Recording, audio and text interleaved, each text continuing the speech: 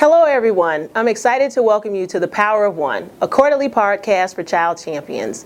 We're excited to share with you about our work and for you to hear from some exciting guests about the work of World Vision and the work of local partners in the community. We're excited for your contributions and thank you for giving your time, talent, and treasure to get critically needed resources to children in need, our program partners, and communities around the country. The Power of One podcast will equip you each quarter with new information that hopefully will inspire you in ways that will cause you to take action on behalf of children and youth, but that will also share the impact of your resources at work. Thank you so much for joining us today, and you'll get to hear about this quarter's theme, that children are cared for, protected, and participating. Thanks so much for joining us, and we're looking forward to today's podcast.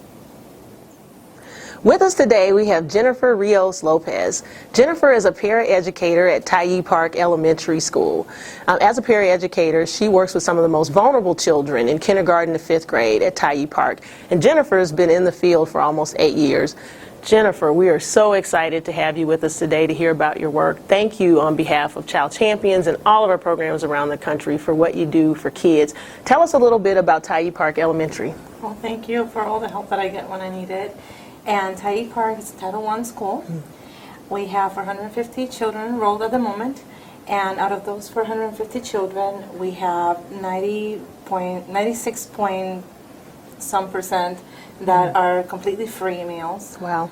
And we have 2.2% that are reduced meals, and less than 1% of the children that are paying for their meals. So about 2 or 3 kids out of 450 Wow. that pay for their meals. We have 60% of our population is Hispanic. We have transient families, we have military, we have migrant workers, we have Marshallese, Hispanics, Korean, all types of children from all over the place. Tyee Park is a very old school, and our children need a lot. And when I needed the most, World Vision was there for us. And Reed over at the warehouse, he's like, yes, we'll do whatever you need, we'll go ahead and help you out. And it has been great. It has been wonderful to get the help. Wow, well, thank you for telling us a bit about the school. I can imagine in your role that you often are supporting kids' needs in school as well as kids' needs out of school. Oh, yes. Tell us a bit about how you have partnered with World Vision and how long you've been partnering with World Vision. Well, I have been with World Vision for almost 2 years since I started work there. The teachers at Tyee Park have been there for a while longer. They go twice a year for the free shopping for school supplies. My work in Tyee Park, basically I help the families find the resources that they need, but I also help with backpack food on the weekends for the children that, maybe dad lost a job or mom has cancer. There are so many things that are going on with the families that are homeless, families that are going through difficult times because both parents lost their job. So I help them find resources in the community, and I also provide immediate help in the form of food, clothing. We also have hygiene products, which World Vision helps a lot with. We are talking that when you have a 2nd or 3rd grader that comes over to you and says, Mrs. Lopez, do you have any soap? I haven't had a shower in 2 days because we are out of soap. That just breaks your heart. And for me to be able to say, yes, we have the soap because it has been provided to us by World Vision, to be able to say, yes, we have the toothpaste. Yes, we have, these things that you need. We have shampoo. We have, all kinds of things. The guys at World Vision, they're always on the ball, always helping us out. When a child comes over and says, my dad left. Wow. And there's no food at home. And I can bring out a bag of food from World Vision and say, okay, give this to your mom and this other paper and tell your mom to call me. When I can do that, it's just wonderful to be able to say, yes, we have a way to help you out. Wow. Thank you so much for standing in the gap with kids in very difficult places. Those are very difficult stories, I can imagine, to hear and to experience. They are, but having someone that backs us up, someone that is there, and World Vision is huge, but knowing that I can call the warehouse and I can say, hey, I have a family that is about to be homeless and this is happening, you know, can you help me out? Wow. And knowing that I will get the help, that is just priceless. And I have gotten help with all kinds of things. Clothing, toys for Christmas. We have gotten sweaters for children that are in need, blankets. I mean, you name it, we have received help, all types of help from World Vision. So it has made a great difference. Well, we're excited to be partnering with you. We're excited for the work that you're doing. Just a couple of other questions for you. Are there other ways that World Vision has partnered with you outside of the resources for kids in the classroom? Oh, yes, definitely. I mean, not only do we get crayons and pencils and all these things that they need that their parents cannot afford, but as I mentioned, you know, we get the food, we get clothing, we get hygiene products. The guys from World Vision, they came over and visited us, and they saw that we didn't have enough books. And we got both books for the library and books for the children. When we had our parent family fun reading night, they gave me literally boxes upon boxes of brand new books. When those children came over and they received brand new books, they were just thrilled. I am I'm a big advocate of the library, okay? Don't take me wrong here. I love the library. However, We love the library. Yes. There's something that you don't get when you borrow a book. There's something special about this is my book. You know, I can love it and read it and keep it, and I don't have to give it back, and it's my treasure. There's just something that you cannot make up for that way. And to see, you know, even my 5th graders, to see them come over, got a new book, you know, to see that. Because most of the parents, they're struggling just to survive, just to pay the rent and put food on the table. So, no, they're not going to buy a $10 book Right. at Barnes & Noble. No, they cannot do that. That's just not even in the map. Right. They're just trying to survive. They're just right there, trying to make ends meet. So those things, for those children, you know, our teachers are wonderful. I'm not saying contrary to this. Our teachers are great. But the help with books from World Vision, you see how it increases the enthusiasm of the kids to read, to do better, to learn. Wow. Because it shows that there's someone that cares, that they're doing this for me, Right. that I'm getting new books. So there's no way to put a price on that. Wow. Well, Jennifer, you are doing amazing work. We are excited to partner with Tyee Park Elementary and to partner with you. Thank you so much for sharing the stories of change and transformation, the impact that's being provided by the resources that are given to you and as well as to the school. I'm excited to have you with us. Thank you so much. Is there anything else that you'd like to share with us about Tyee Park? Oh, wow. There's tons I would love to share about Tyee Park. We have wonderful teachers. We have amazing teachers that, I don't know how they manage it, but all of them care and know about their children. Right. And when I send an email, hey ladies, you know, we got a donation from World Vision. This is what we got. Which children in your classroom, you know, can benefit from this? I immediately get responses. Everybody knows who needs what. And, you know, not only do I get personal comments from parents that come to me, but also that go to the teacher and say, I look forward to receiving that bag of food from World Vision. I look forward to seeing that because I know that weekend I will not only be able to provide for that child, but that food is going to provide for also the 2 younger ones or the 3 younger ones. Wow.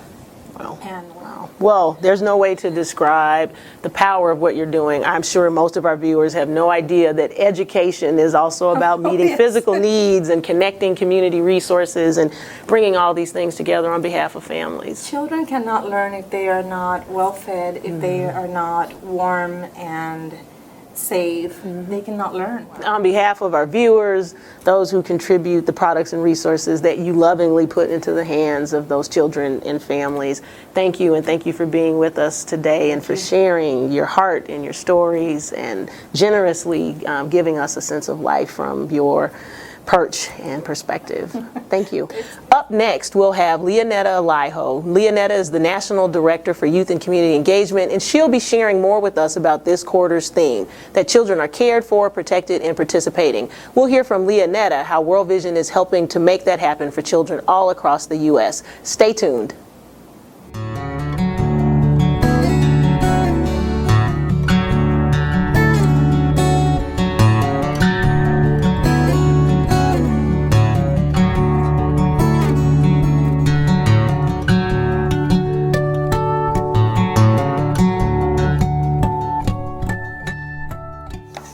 Welcome back to the Power of One podcast, our quarterly podcast for Child Champions. Today we're joined by Leonetta Laiho. Leonetta Laiho has been with World Vision for 10 years and she serves as the National Director for Youth and Community Engagement. The Youth and Community Engagement team supports our program partners and young people themselves by equipping and empowering them to improve the lives of young people in their community as well as the community itself. We're so excited to have Leonetta with us today. Earlier I talked about our quarterly theme for Child Champions, that its children are cared for, protected, and participating. Leonetta, can you tell us more about what it means for children to be cared for? Cared for, absolutely. So as you have mentioned, Romanita, caring for children is really at the core of who we are at World Vision. So it really is in our DNA. And I think when you think about what does it mean to really be cared for, it really is first about being seen. So many of the children in this country are either unseen or they're seen with a lot of labels. You can begin to think about all the labels that we put on children: ADD, slow, gangster, thug, lots of different labels that we stick on young people. So first, caring for starts with seeing young people for who they are, seeing them for the gifts that they bring, the power that they possess, and really the opportunity that's present with their lives. And so at World Vision, one of the things that we talk a lot about is the power of relationships. In developmental relationships. And so developmental relationships are those relationships that help foster the psychosocial, emotional needs of young people so that they can be successful in life and in education. And so you might be thinking, our viewers might be thinking, okay, developmental relationships, those are what we pay people to do, or those are what World Vision staff do. But no, you're not off the hook. Developmental relationships can happen with parents, with neighbors, with school administrators, with any adult that can take the time to care and show up in the life of a young person. And so we'll talk a little bit more about that. One of the things that I think when you think about your own childhood, and so I invite our viewers to think about your own childhood and who were the people that you knew cared for you? Was it necessarily always someone that was getting paid? Maybe it was and maybe it wasn't. For me, it was Margaret Stevens, who was the after-school program leader at the Urban League, the program that I was at, that just did a little bit extra. She showed up and asked a couple more questions that weren't just about, did you have your forms in? Are you going to be here on time next week? But, was interested in what I wanted to do and what kind of person I wanted to be. And so, that was it for me. And that's what I remember most about that program was Margaret. It wasn't the curriculum. It wasn't the field trips that we went on. It was her. And so I really want to encourage our viewers out there that they have the ability to be that developmental relationship holder for any young people that they may have access to in their life. Wow, that's a very powerful statement, and I just really want to echo that and just encourage our viewers to take you up on the challenge for young people to be seen, to be loved. And I think they probably saw some of that in Jennifer, who was just with us in the previous segment. Incredible. Great testament of that. Wow. Well, could you tell us a little bit more then about what it means for young people to be protected? Yeah, absolutely. So this is the second part of that long statement: cared for, protected, participating. So protected, let's first talk about the need for protection, because I think sometimes in this country we can be a little bit shielded from the real harsh reality that young people are going through. So in this country today, 4 young people will die as a result of abuse and neglect. And that's today, that's tomorrow, that's every day in this country. Sobering. That's a sobering statistic. You know, and some of those, the biggest of those news stories maybe hit the news sometimes. We hear about those really tragic scenarios, but every day. Wow. So every day that you don't hear a story, think there are still young people's lives that are being impacted to the point of fatal to death as a result of abuse and neglect. 2,000 young people will be confirmed as victims of abuse and neglect. 1 in 10 on average will be victims of sexual abuse. So this is a issue of epidemic proportions in this country. And so it's really something that we've got to just raise the level of visibility and understanding about the need for protection programming in this country. In World Vision, this is actually one of the things that's important to us here in the U.S. and all across the world where World Vision works. It's a really important part of our work. Protection and keeping children safe isn't just about policies and laws, but it's also about attitudes and what can we do and how can we think and talk about young people and be aware of their vulnerabilities in a way to keep them more safe in everyday scenarios, everything from your after-school program to your neighborhood block and how you can create more systems and structures to keep kids safe even in their own neighborhoods.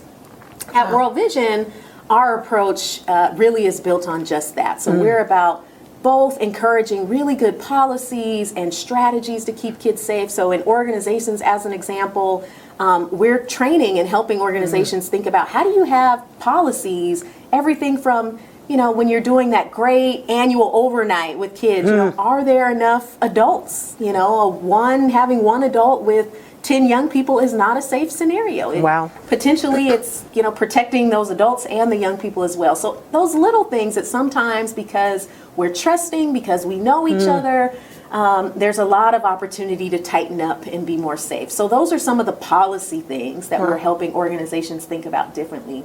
In addition to policies, it's also about attitudes, right? Because you can have a lot of policies in place, but again, if you're not really thinking and have a heightened sense of the opportunity for harm to occur, then you won't use those policies effectively. So we also train and help adults and help people that are in positions to influence the safety of young people think about keeping young people more safe. So that's what we're doing here in U.S. domestic programs, but we've got lots of stories and experience from all around the world in situations where children are really, really at harm. Wow, well, I know that I and many of our other viewers will be thinking twice about the next time we drop our kids off at a play space or at a friend's, and we will be thinking a lot about what we see happening in our neighborhood around us. So thank you for sharing that.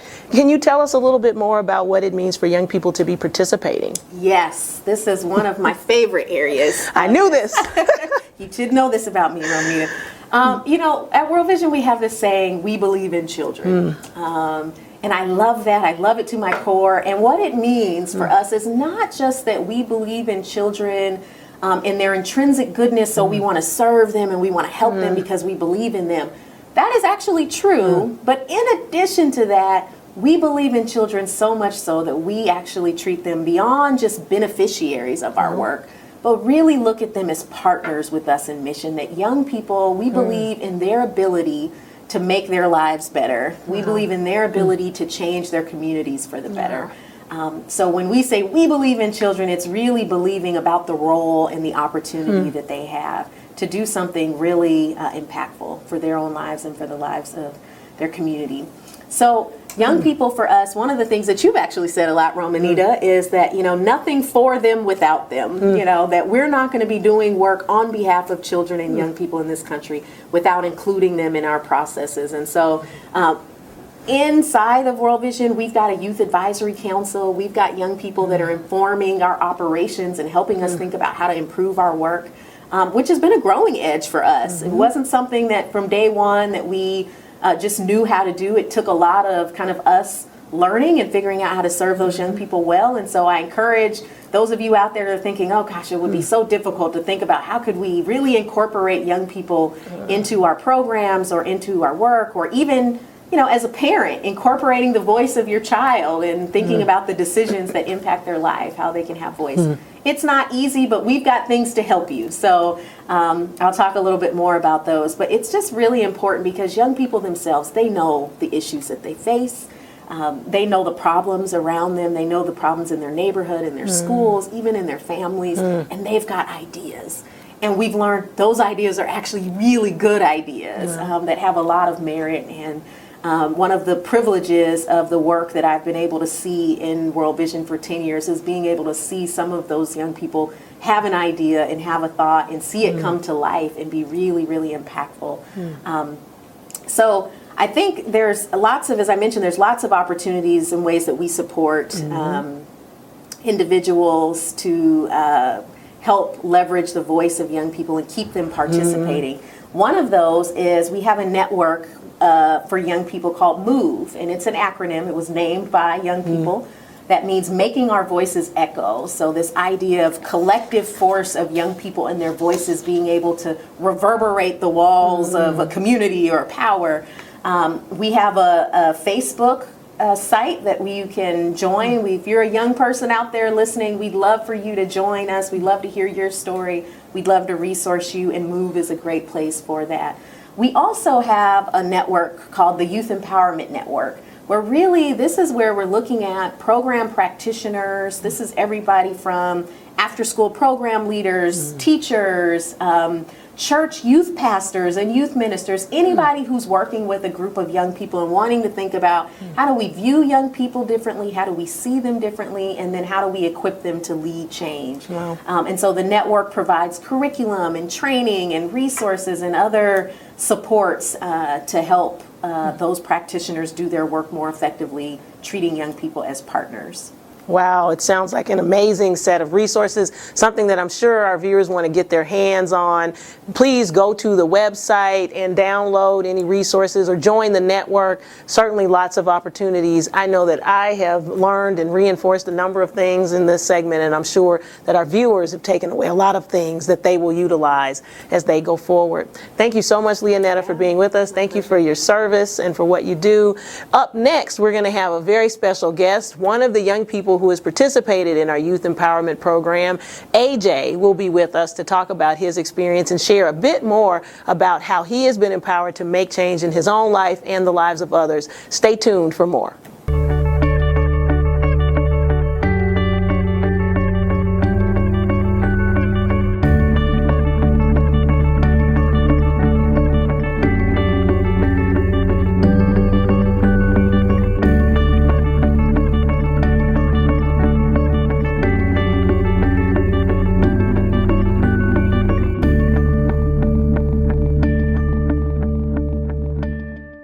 Welcome back to the Power of One podcast, a quarterly podcast for Child Champions. We're excited today to be joined by our final guest, AJ. AJ has been a participant in our Youth Empowerment Program. The Youth Empowerment Program is done in partnership with youth-serving organizations all around the country. The Youth Empowerment Program helps to move young people from being participants in our programs or the beneficiaries of the work to actually being agents of change for their communities and in their own lives. We're excited because AJ is going to tell us a bit about his story, but he's also going to tell us a bit about his experience. And what we know about the Youth Empowerment Program is that the program is a wonderful program, but when combined with loving relationships from caring adults, it's a catalytic and life-changing experience that can catapult young people into a new place. AJ came to us through the Yes Foundation of White Center, our program partner delivering YEP here in the Seattle community. And the Yes Foundation of White Center is an organization that's committed to the social, emotional, academic, and spiritual needs of young people. They provide young people with positive role models that help to create a hope and a future in the lives of young people. So we're excited and thankful to them for the partnership and for the opportunity to hear from AJ today. AJ, can you tell us a bit about yourself? Well, yeah, my name is AJ. My full name is actually Asajirai Sayuliai. I'm 15 years old. I am finishing off my sophomore year at Highline High School. Go Pirates. Go Pirates! Yeah, go Pirates. I have two sisters. Moithanga Lorna Sayuliai, but we call her Lorna. She's a junior, going to be a senior next year. And my oldest sister, Gail. Considine. She is 22, I'm pretty sure. What I like to do, I love to play sports. I'm active all the time. I don't like sitting down at home because we have to do chores and all that. And I don't want to do that. Young people all across America are going, we are great. Yeah. I play football. I love football. Football is one of my favorite sports, but I really love baseball too. I love hanging out with my family when we're like not talking about like sports because my parents are actually coaches for both track, football, volleyball, and a whole lot of other stuff. Wow. Yeah, and I love being in the youth empowerment program. It gives me motivation to not only move myself but move my community and my school. Wow, Ford. Wow. Well, thank you for telling us a bit about yourself. You talked about really enjoying being in the Youth Empowerment Program. Can you tell me a bit about how you get involved and what you have learned through the program? So how I got involved was actually my cousin Vyangi. He kind of bugged me to going to the group that I'm in, which is OFM, Our Future Matters. And what happened was I didn't want to go. Like, I really did not want to go because first it was a Saturday and a lot of people like to do stuff on Friday, so you can sleep in on Saturday. And we had it at 10 in the morning. And for me, I'm still sleeping. I still want to be asleep at 10 in the morning on Saturday. And I'm sure a lot of our viewers still want to be asleep. It's my weekend. And so what I actually thought, one night I actually slept over at his house and he said, oh, we're going to OFM tomorrow morning. I was like, okay, I'll go out with you. And the first day I went, I was welcomed more as a family than a friend or a stranger. Wow. And so that really kind of opened me up to, okay, this group might be a little cool. Like, I might come here every week now. And so what I did was when I was, what we were basically talking about, that's what happened during the summer. And then we're talking about how we want to do, because we didn't want to break up. We like talking to each other, having fun with each other. So we had this little study group. Wow. And so from there, that's where we were having study group, but we were mostly like coming to like play around with each other more than actually do our work. And so they told us about the youth empowerment program that we started on, and what we started off talking about was mindset. Really Sounds good. like it was powerful. Yeah, it changed me to really want to affect my friends and the people. Like, I realized, like, is it good hanging out with you, or like, or how are you gonna help me get through what I'm? And so it, like, when I was changing my mindset, I basically changed my mindset from making it through high school and just making it to making it through high school, going to college, getting a degree, and all this. Wow. Yeah. Sounds like a really powerful first experience. What did you all talk about after you talked about mindset? We talked about mindset, a lot of other stuff too. We also talked about, it was more like connecting. We talked from like mindset to like, we were talking like squiggly lines and how to like reach your goals, how to make goals. So you got some, sounds like you got some practical advice on how to take the mindset change and put it into action in some ways. Yeah. Wow. So are there ways that you've been implementing the things that you've learned? I went to Olympia. Wow. Tell our viewers about Olympia and that experience. I went to Olympia for the Youth Action Lobby Day. It's a long name, huh? Yeah. So we went to go talk to legislators and representatives about the 1680 rule. Tell people what the 1680 rule is basically trying to get more colored teachers into the classrooms. Wow. And we, as a group, came together and actually talked about how most of our teachers were not really of color. Right. Basically. So you don't see a lot of people instructing you who look like you. Yeah. Gotcha. And that's what 1680 stands for. Gotcha. And so we went to go talk to representatives and legislators, and we did this more as a like, I can talk about like what we're doing, but it was more of a group effort than just me just talking all by myself. Wow, and that was probably powerful to be with others. Tell the viewers a bit about why it was so important to you all to see more teachers who looked like you, because some of them may not even realize what the benefit of something like that could be. Well, for me, in my household, it is common for us to be loud. It is common for us to talk and talk a lot. And it's common, I don't know if it's anybody else, but to me it's really common. And so when I go to school, my teachers, they don't know the background that I come from. And so when I'm out in class, I think that I'm like regularly talking. But to them, it's like, I need you to quiet down or you're going to be stepped outside. And I was like, this is how I am all the time. You want me to change? That's what basically. So it's cultural competence. Teachers with your background can kind of understand the different cultural dynamics of children and maybe engage you differently in the education process, which would probably be pretty helpful. Yeah. So sounds like you are putting the things that you've learned to use. Just congratulations. And I know there are people out there who are going, we like AJ. You are an impressive young man. You're so articulate, and I appreciate you sharing about the program. You're about to be a junior next year, and you've kind of changed your mindset, and you're getting ready to go to college. Tell us a bit about what you're thinking you're going to do in the future. College. College has always been on my mind. It's been like put in my mind since I was in elementary school. And what I want to actually be in college is either I either want to be a teacher or a motivational speaker. Wow. And I want to talk to basically youth and tell them like, oh, I know some things that you're going through, and I also want to tell you that there's better ways into like affecting it.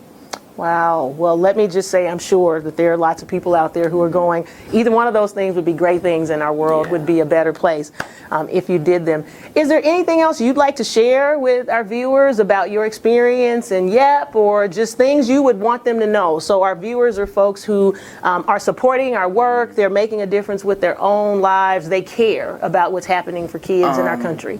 Yeah, YEP, actually, when we first started talking about YEP, I was like I said, we talked about mindset, and what mindset actually helped me throughout I connected it with education, but also with sports. And so when I did that, I actually had, I had this great opportunity to go to Australia to play for football for Down Under. And when I was thinking about it, I realized that if I really didn't change the way that I was thinking about things at that time, then I would have been just kept on going regular through high school life. And I was like, man, stupid. Like, I was like, you dummy. But like, then again, I was like, it's like a 5-second rule. You can beat yourself up for like 5 seconds, say whatever you want about yourself, but then you have to change. And so that's basically what I did. And it took me more like 5 days to like switch it up, because I had to first, again, make my plan to what I was gonna do, make my goal to how am I gonna get there, and then I was like, oh, yep, I got my plan, I got my goals, let's do this. And so I kind of want to just tell them, be like, there's always help out there, especially when you feel like there's no one like really helping you. There's always help, especially. Like, for me, it's family, and then with family, I met, like, some friends, and with friends, they really helped me out. Wow. And so, yeah. So for the young people who are listening, that's a pretty powerful message, that there's always help somewhere, that help can be found. Leonetta earlier was on with us, and she talked about the fact that young people also see what needs to change. What would you say to the adults out there? What needs to happen? What can they do? What should they be doing? I don't want to be like, go over it. Like, I don't want to be rude. No, that's okay. Just speak from your heart. It's all right.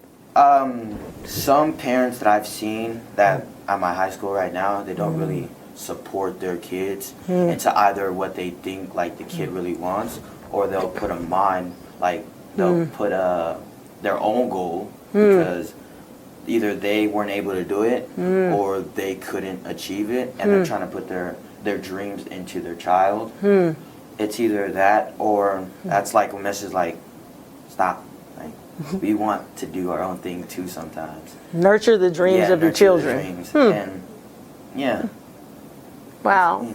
Well, AJ, thank you so much. Thank you for who you are as a person, and thank you for what you're doing. A special thanks to our partner, the Yes Foundation of White Center, that is in your life on the ongoing daily basis, and that we work with for the Youth Empowerment Program. It's exciting to hear the stories of young people like you and the change that you are making and that you will make in our world. So thanks for being with us today.